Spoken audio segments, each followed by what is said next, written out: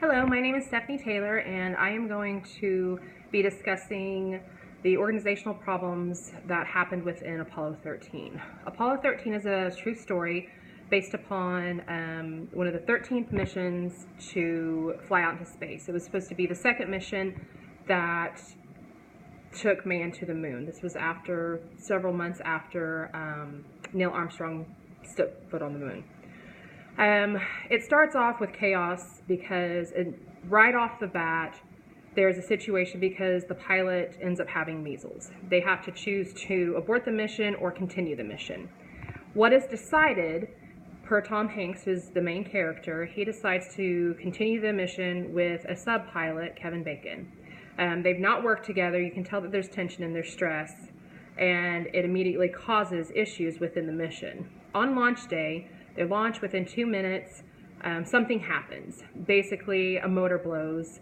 NASA at the control center in Houston decides that it's okay, they can move forward, and they continue on to the mission. A couple days later, after doing a television interview, something completely disastrous happens. Everything starts blowing, the spaceship starts spinning out of control. Basically, they lost control panels, they lost power, they lost motors, etc.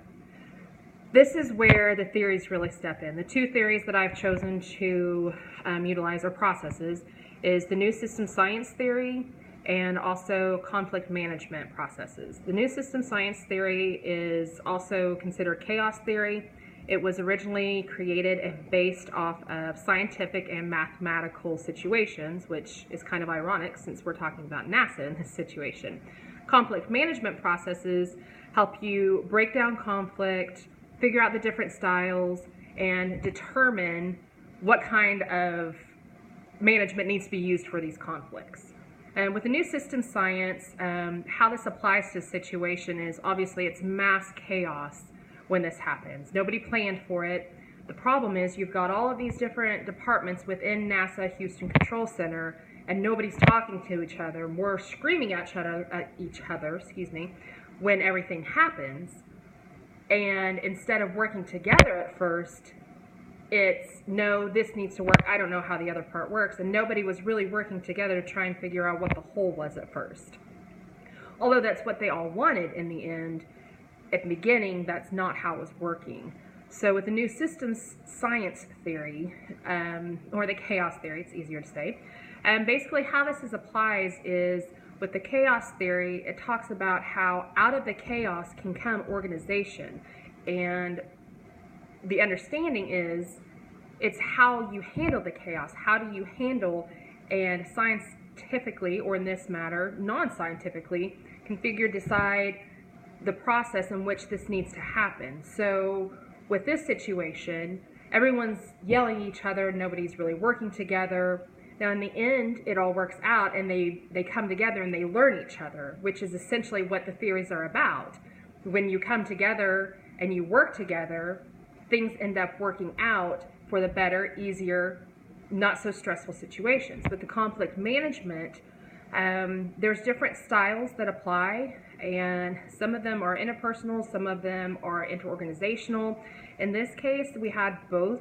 You had your interpersonal styles because you had one-on-one conflicts. The new sub-pilot didn't exactly work as well as the other one because they all knew each other. They could anticipate the next move. They couldn't do that with him. And so you had a conflict of interest when it came to attitudes and processes that they thought should happen. With the interorganizational, kind of had the same thing. You have the 3 astronauts that are up in space, and then you have NASA Control Center, and they weren't talking to them. They were keeping information from them. They were hiding things from them. They were not being communicative with them because they didn't know the answers necessarily. And instead of saying, hey, let's work this out, this is what we're going to do, they kind of felt a little lost, they being the 3 astronauts in space. Essentially, what needs to happen is the companies, one, there should have been a better plan in place. There should have been a plan of communication. Not that anyone wants to plan for something drastic like this to happen, and they did have backup plans when it came to the systematic portion of it and the mechanical portion, but I didn't really have much of a plan or process when it came to working together. it even reached outside of the organization, where it was NASA not talking to the families, the wives being upset because they had no idea what was happening, the news predicting things, which that's not necessarily something you can always prevent, but putting out stories, and then you have your astronauts who have no idea what's going on. Even though NASA's working on it, there was no communication.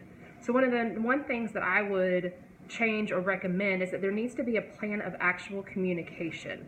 So if you don't hear from us in blah blah blah hours, I don't know, 4 hours, whatever, then there needs to be the next step, kind of an escalation, if you will. So if the astronauts don't hear from them, they don't know if it's because they can't reach out to them, have they lost communications, or is it that they just aren't hearing from them? So to me, a plan of communication would have been essential in this case. I think that they brought some things out of it and some lessons learned that they definitely could use moving forward. One of those is how the teams work together. They could take that and document it, or make a plan of action for future of, when we came together in this meeting, this is what worked really well. Or, this didn't work so well, we need to maybe avoid this in the next situation. So I hope you enjoyed my analyzation of the organizational problems of NASA, which is kind of funny because NASA's huge, but it just goes to show you that everybody's got problems. It doesn't matter if it's a small organization or a large one. Enjoy your day. Thank you.